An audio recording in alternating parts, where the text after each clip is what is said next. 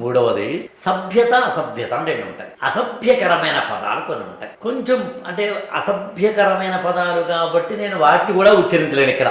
అంతే కదా, మరి అసభ్యం అంటేనే ఉచ్చరించలేను. మరి మా కోడలు నీళ్ళు వస్తుందండి అంటే అత్తగారండి, కడుపు వచ్చింది అనొచ్చుగా, ఎందుకంటలేదు?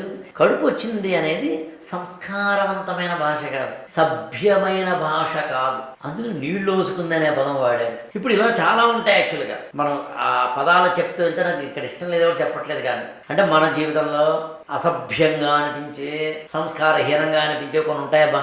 అది ఏమిటి అంటే ఓటింగ్ చేస్తే అర్థమవుతుంది. ఆఫీస్లో నువ్వు కూర్చొని మాట్లాడిన తర్వాత గూగుల్ ఫామ్ ఇచ్చి ఓటింగ్ తీసుకో, అందరూ ఎస్ యు ఆర్ రైట్ అంటుంటే కానీ చేసేది ఏం లేదు, లేదా రాంగ్ అన్నారంటే మాత్రం you are wrong, that's all.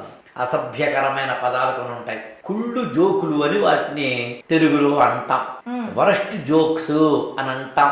అవి ఏమిటన్నీ ఇక ప్రేక్షకులు విడిచిపెడుతున్నాను నేను. అవి వేయకూడదు, మాట్లాడకూడదు, పెళ్ళంతో కూడా మాట్లాడకూడదు, మొగుడితో కూడా మాట్లాడకూడదు, అమ్మతో కూడా మాట్లాడకూడదు, అతి చదువు ఉన్న చోట కూడా మాట్లాడకూడదు.